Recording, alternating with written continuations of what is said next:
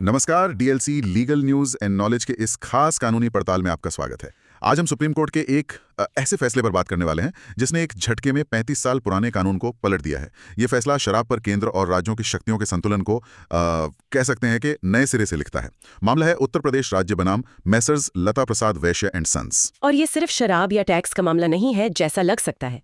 इसके केंद्र में भारत के संघीय ढांचे मतलब फेडरलिज्म की बुनियाद है। शक्तियों का बंटवारा कैसे हो, संविधान की व्याख्या कैसे की जाए, ये सारे बड़े सवाल इस एक केस से जुड़े हुए हैं।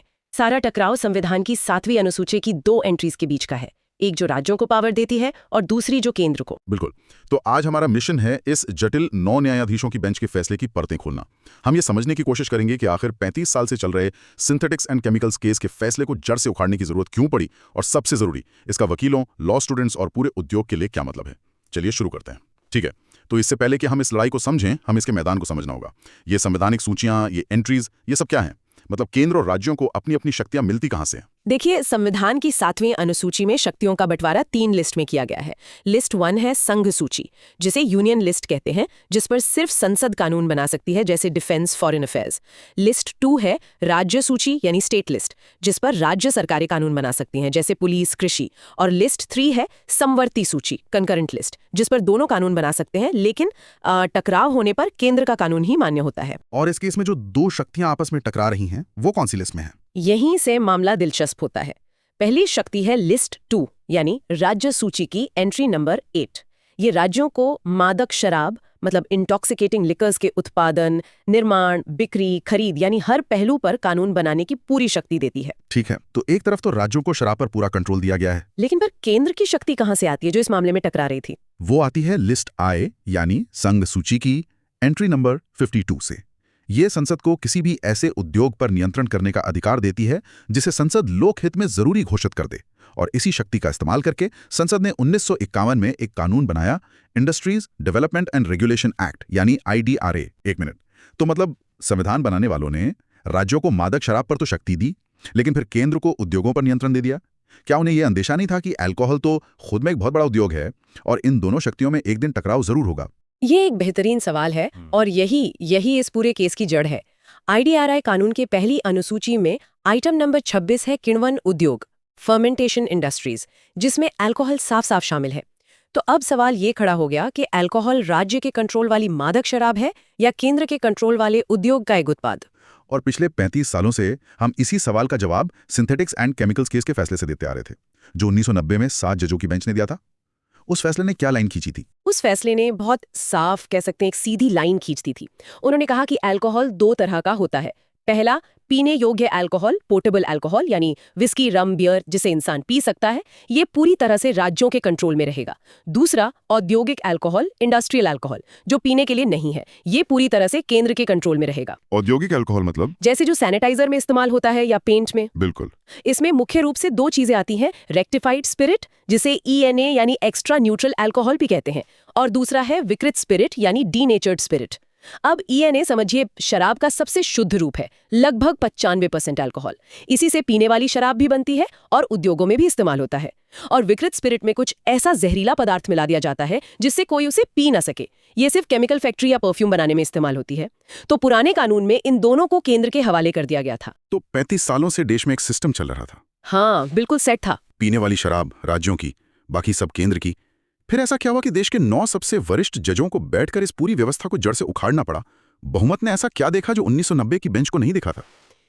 यही इस नए फैसले का सबसे क्रांतिकारी पहलू है। 9 जजों की बेंच ने बहुमत से उस 35 साल पुरानी लाइन को पूरी तरह से मिटा दिया है। उन्होंने कहा कि पीने योग्य और औद्योगिक का ये बंटवारा कृत्रिम है और संवैधानिक मंशा के खिलाफ है। इसके पीछे 3 बड़े तर्क दिए गए हैं। पहला तर्क क्या है? पहला और सबसे बड़ा बदलाव है मादक शराब यानी इंटॉक्सिकेटिंग लिकर की परिभाषा में। कोर्ट ने कहा कि संविधान की एंट्री 8 का मकसद सिर्फ राजस्व कमाना नहीं है, बल्कि ये एक लोकहित की एंट्री है। इसका असली मकसद है सार्वजनिक स्वास्थ्य की रक्षा करना। इसलिए मादक शराब का मतलब सिर्फ वो नहीं है जो आज पीने लायक है, बल्कि हर वो अल्कोहल है जिसमें नशा करने या दुरुपयोग होने की क्षमता है। अच्छा, तो कोर्ट का नजरिया पूरी तरह से बदल गया है।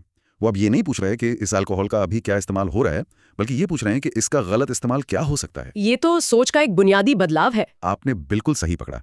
कोर्ट ने कहा कि ईएनए या रेक्टिफाइड स्पिरिट भले ही उद्योगों में इस्तेमाल हो रहा हो, लेकिन उसे आसानी से पीने लायक शराब में बदला जा सकता है। इसलिए अगर राज्यों के पास उसे रेगुलेट करने की शक्ति नहीं होगी तो वो जहरीली शराब जैसी त्रासदियों को कैसे रोक पाएंगे। तो अब जोर घटक पर नहीं बल्कि उसके संभावित प्रभाव पर है। ठीक है, ये पहला पॉइंट समझ आया। दूसरा बड़ा तर्क क्या था? दूसरा बड़ा तर्क एक बहुत पुराने कानूनी सिद्धांत पर आधारित है, जनरेलिया स्पेशलिबस नॉन डेरोगेंट। ये सुनने में थोड़ा जटिल लगता है, पर इसका मतलब बहुत सरल है। इसे आसान भाषा में समझाइए। ये लीगल फील्ड का एक गोल्डन रूल है और इसका मतलब है खास नियम आम नियम पर हमेशा भारी पड़ता है। सोचिए, हाईवे पर स्पीड लिमिट 100 किलोमीटर प्रति घंटा है। ये एक आम नियम है, लेकिन जैसे ही आप किसी स्कूल जोन में आते हैं, वहां स्पीड लिमिट 40 हो जाती है। ये एक खास नियम है और उस जगह पर यही लागू होगा, हाईवे वाला आम नियम नहीं।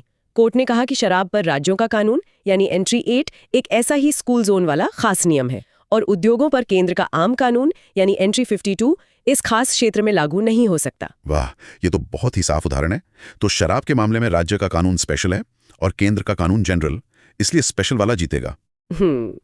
इसका नतीजा क्या हुआ? इसका सीधा नतीजा ये हुआ कि संसद अपनी एंट्री 52 वाली शक्ति का इस्तेमाल करके मादक शराब के उद्योग पर कब्जा नहीं कर सकती। और इसी से तीसरा और आखिरी निष्कर्ष निकलता है। कोर्ट ने कहा कि आईडीआरए कानून का आइटम 26, जो किण्वन उद्योग को केंद्र के नियंत्रण में लाता है, अब से मादक शराब के उद्योग को छोड़कर पढ़ा जाना चाहिए।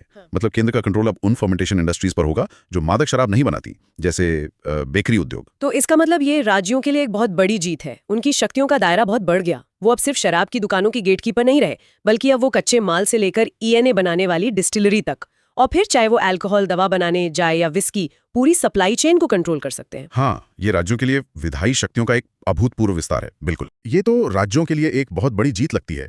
लेकिन क्या इसका दूसरा पहलू ये नहीं है कि अब एक राष्ट्रीय उद्योग जो दवा से लेकर पेंट और पेट्रोल तक हर चीज में इस्तेमाल होता है, वो 28 अलग अलग कानूनों के जाल में फंस जाएगा? क्या इससे व्यापार करना और मुश्किल नहीं होगा? आपका सवाल सीधा उस मुद्दे की जड़ पर चोट करता है जिसे जस्टिस नागारत्ना ने अपनी असहमतिपूर्ण राय यानी डिसेंटिंग ओपिनियन में उठाया। बेंच पर सभी जज बहुमत के फैसले से सहमत नहीं थे। जस्टिस नागारत्ना ने एक बहुत शक्तिशाली और कह सकते हैं व्यावहारिक असहमति लिखी। उन्होंने क्या कहा? क्या वो पुराने 35 साल वाले सिस्टम के पक्ष में थी? हाँ, उन्होंने सिंथेटिक्स मामले के मूल तर्क को ही सही ठहराया। उनका मानना था कि औद्योगिक अल्कोहल और मादक शराब के बीच जो साफ लाइन खींची गई थी वो सही थी और बनी रहनी चाहिए। उनका कहना था कि राज्यों के पास औद्योगिक अल्कोहल पर कानून बनाने की विधायी क्षमता यानी लेजिस्लेटिव कॉम्पिटेंस है ही नहीं। क्यों नहीं है? उनका तर्क क्या था इसके पीछे? उनका तर्क पार्लियामेंट्री सुप्रीमेसी के सिद्धांत पर आधारित था। उनका मानना था कि जब संविधान की लिस्ट आई में संसद को किसी उद्योग पर एक्सक्लूसिव पावर दी गई है और संसद ने आईडीआरए जैसा कानून बनाकर उस पावर का इस्तेमाल कर लिया है, तो वो मैदान पूरी तरह से केंद्र के लिए आरक्षित हो जाता है। फिर राज्यों के पास उस क्षेत्र में दखल देने की कोई गुंजाइश नहीं बचती। मतलब उनका कहना था कि सिर्फ दुरुपयोग के डर से राज्यों को पूरे उद्योग का कंट्रोल नहीं दिया जा सकता। बिल्कुल। उन्होंने कहा कि अगर डर ये है कि कोई ईएनए का इस्तेमाल गलत तरीके से पीने वाली शराब बनाने के लिए कर सकता है, तो राज्यों की शक्ति सिर्फ उस दुरुपयोग को रोकने तक सीमित होनी चाहिए। वो ट्रांसपोर्टेशन पर नजर रख सकते हैं, स्टोरेज चेक कर सकते हैं, लेकिन इस आधार पर वो पूरे के पूरे उद्योग को रेगुलेट करने का अधिकार नहीं ले सकते। ये तो कुछ ऐसा हुआ कि कोई चाकू का इस्तेमाल गलत काम के लिए कर सकता है, इस डर से आप चाकू बनाने वाली पूरी इंडस्ट्री को ही अपने कंट्रोल में ले लें। ये एक बहुत ही व्यावहारिक बिंदु लगता है। मतलब क्या उनका ये कहना था कि अगर हर राज्य इंडस्ट्रियल अल्कोहल पर अपने नियम बनाने लगेगा, तो देश की बड़ी औद्योगिक और ऊर्जा नीतियों का क्या होगा, जैसे कि पेट्रोल में इथेनॉल मिलाने का जो इतना बड़ा राष्ट्रीय कार्यक्रम चल रहा है? आपने बिल्कुल सही नस पकड़ी। यही उनकी सबसे बड़ी चिंता थी। उन्होंने कहा कि इथेनॉल ब्लेंडिंग एक राष्ट्रीय लक्ष्य है जो ऊर्जा सुरक्षा, पर्यावरण और किसानों की आय से जुड़ा है। ये एक राष्ट्रीय नीति है। अब सोचिए, अगर उत्तर प्रदेश में ईएनए बनाने और बेचने के नियम अलग हैं, महाराष्ट्र में अलग और तमिलनाडु में अलग, तो ऑयल मार्केटिंग कंपनियां देश भर में एक समान कीमत पर इथेनॉल कैसे खरीद पाएंगी? इससे देश भर में ईंधन की कीमतों और उपलब्धता में भारी असंतुलन पैदा हो सकता है। उनका मानना था कि ऐसे राष्ट्रीय महत्व के उद्योगों के लिए एक समान केंद्रीय नीति जरूरी है, न कि राज्यों का एक जटिल जाल। तो संक्षेप में कहें तो ये फैसला एक बहुत बड़ा संवैधानिक बदलाव है। बहुमत का फैसला राज्यों को सशक्त बनाता है और शराब से जुड़ी हर चीज पर उनका नियंत्रण स्थापित करता है। ये पीने योग्य बनाम औद्योगिक के विभाजन को खत्म करके दुरुपयोग की क्षमता के एक व्यापक सिद्धांत को लाता है। और जस्टिस नागरत्ना की असहमति हमें चेतावनी देती है कि इस कानूनी जीत के अनपेक्षित आर्थिक परिणाम भी हो सकते हैं, खासकर राष्ट्रीय महत्व के उद्योगों के लिए। कानून के जानकारों के लिए इसका मतलब बहुत कुछ है। इस फैसले का असर देश भर में आबकारी कानूनों, इंडस्ट्रियल लाइसेंसिंग, जीएसटी और कराधान पर पड़ेगा। ये संवैधानिक, कर और प्रशासनिक कानून के क्षेत्र में काम करने वाले किसी भी व्यक्ति के लिए पढ़ना अनिवार्य है। इसीलिए हम DLC legal news and knowledge पर अपने सभी श्रोताओं, खासकर वकीलों और कानून के छात्रों से आग्रह करते हैं कि वे इस विश्लेषण को अपने प्रोफेशनल सर्कल में जरूर साझा करें। ये उन फैसलों में से एक है जो आने वाले कई सालों तक कानूनी बहसों और मुकदमों को दिशा देगा, और इस पर एक सार्थक चर्चा बहुत जरूरी है। जाते जाते एक विचार छोड़ जाते हैं। सुप्रीम कोर्ट ने राज्यों के हाथ में स्टीयरिंग व्हील तो दे दिया है। अब सवाल ये है कि क्या सभी राज्य एक ही दिशा में गाड़ी चलाएंगे, जिससे एकरूपता और व्यापार करने में आसानी हो, या फिर हम एक ऐसे आर्थिक हाईवे की ओर बढ़ रहे हैं जहां हर राज्य की अपनी अलग लेन, अपनी अलग स्पीड लिमिट और अपने अलग ट्रैफिक नियम होंगे, जिससे एक बड़ा जाम लग सकता है। इसका जवाब भविष्य ही देगा।